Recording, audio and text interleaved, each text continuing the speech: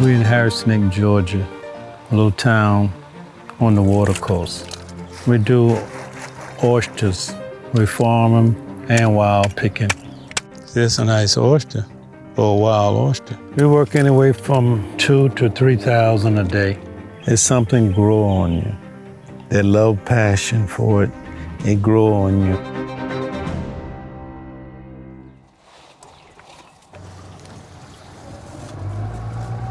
Well, today we're gonna go harvest some oysters and check on some farm oysters.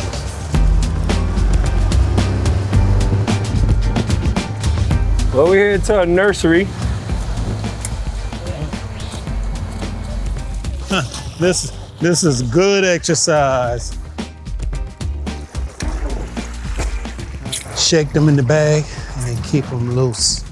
If you leave them there, then what they do, they have tendency to grow together.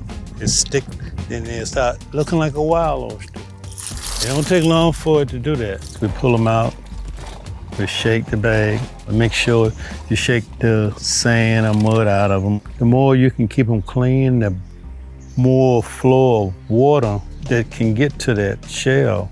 See how deep that oyster is right there? The oyster got a cup. The deeper the cup, more meat and more flavor in there, more of the juice in there for you to eat, you know? And what causes that is coming out here and shaking them around to get that cup to grow. You have to do them like a baby, you know what I mean? You have to take care. If you don't take care of it, then you're gonna lose them. So that dark mark on this pole over there, until I get that high. It takes like 6 hours before you get a high tide. It's low tide now. When I got started, it was like 17 crab boats and oyster boats down here. And over the years, all the older ones died out.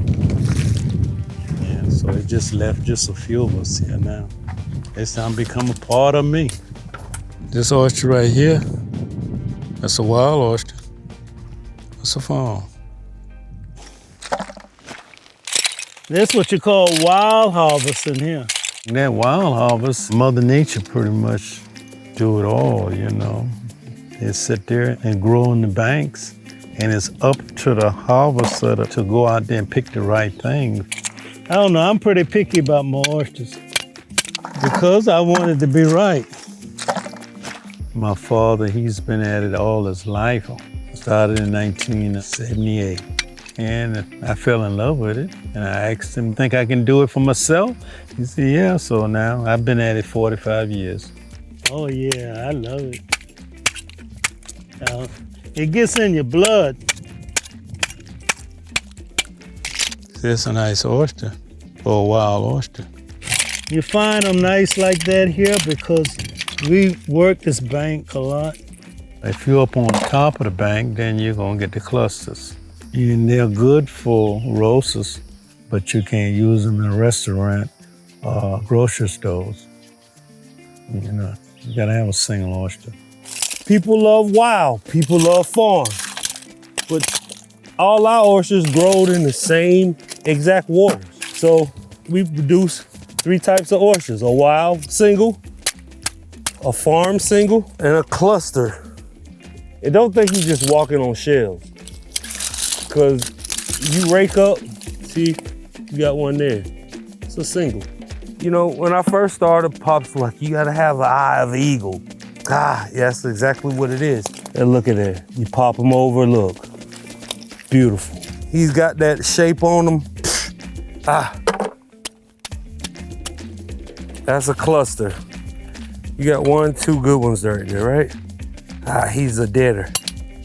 2 nice, beautiful oysters. From being in it from 9 years old, it's kind of like fun to me. You come out here with me, we're competing, bud. You ain't gonna beat me what I do the best. You know?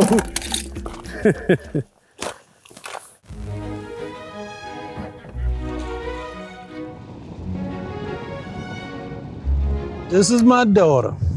She's the newest one on the crew right now. It ain't new to her, but because she heard it all her life. I'm glad for her to be here with us.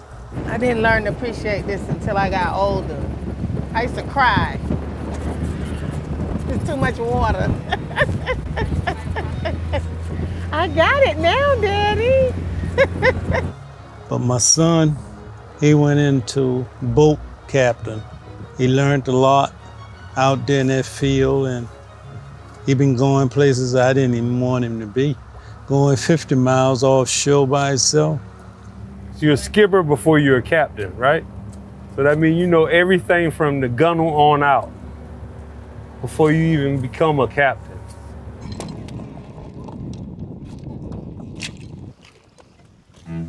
Yeah, well, this is a collector site. This is a high larvae area because this is the mouth of the biggest river in this point, and all of the larvae has to hold on something before they get out the ocean.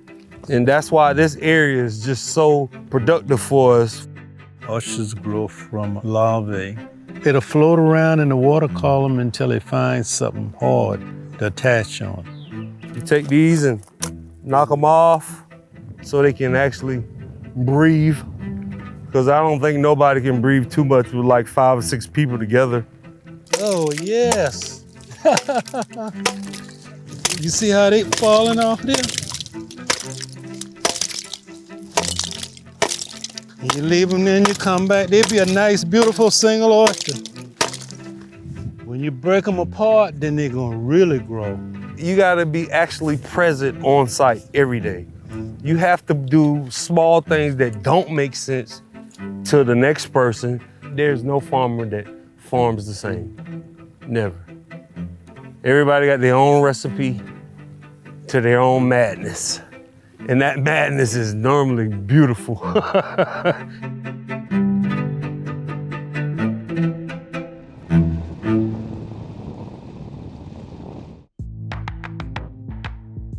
Well, now we're going to head back to washing process. We bring them back here and we'll pressure wash and clean them real good. It's a different life for me after 45 years of seafood, working crabbing and all that. My son been working with me a long time. I didn't realize that he was really watching me and learning. He knows everything about it. So now we've been bombing oysters for 8 years now. And every year you learn something different. See, it's got that deep cut here and across here. They pretty much like them small, like these, for raw bars.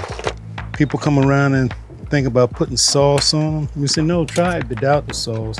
And they falls in love with it.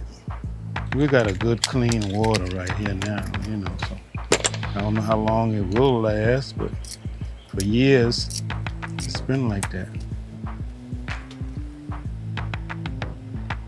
It's got sweet mellows taste to it. Got a good texture.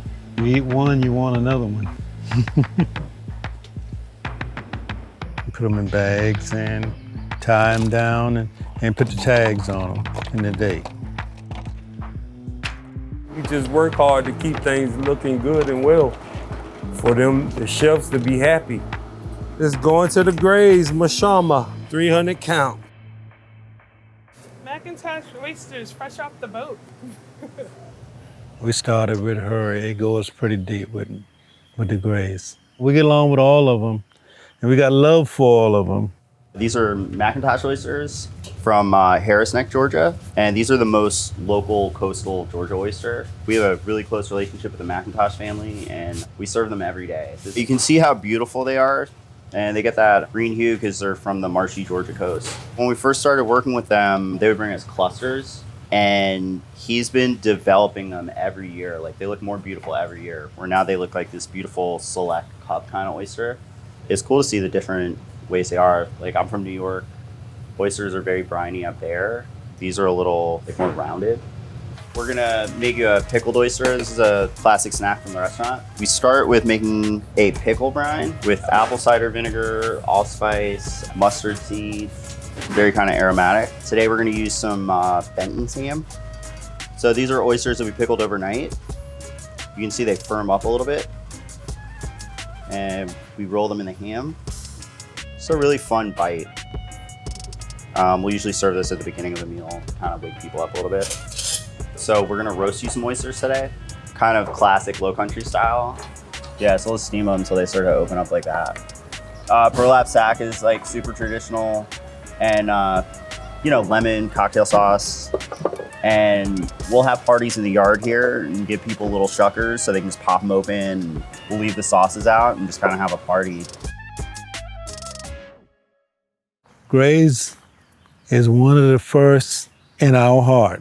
We started with her, Mashama Bailey. She's a loving person, and she is a great chef. Oh, she can cook. We are doing a little oyster ham pie. What we're gonna do is we're gonna fold this over and turn it into like a little bit of a hot pocket. We have peas, we have asparagus, we have some pecorine turnips with the bechamel. We'll put a little bit of cayenne on there, well, maybe a lot of cayenne, and then a little bit of salt. Once you kind of get everything mixed in together, what we'll do is we'll start to fill our ham pies. So I wanted to focus on something that was from the region. And I did some research on ham pies in the South, and a lot of people would make them and put them in their lunch boxes. What we have here are the shucked McIntosh oysters. One of the things that are interesting about Savannah is that it has this place called Pinpoint. It's an old oyster community where a lot of Black folks lived and worked. People shucked oysters, farmed oysters in order to provide a living for their family. It was really just a very proud thing for me to learn, is that, Black people were behind this very kind of like nuanced ingredient. Since then, that oystery has closed down. And really now, the McIntoshes are one of the only remaining Black oyster farmer families in the region, and maybe even in the country. I'm gonna brush these with egg, and then we're gonna take these down to bake them off.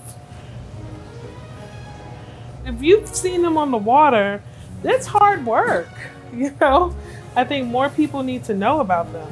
I think the best part about working with the McIntoshes is that it's collaborative. We kind of growing up together by redefining some of these ingredients and techniques and how they're being used in the South.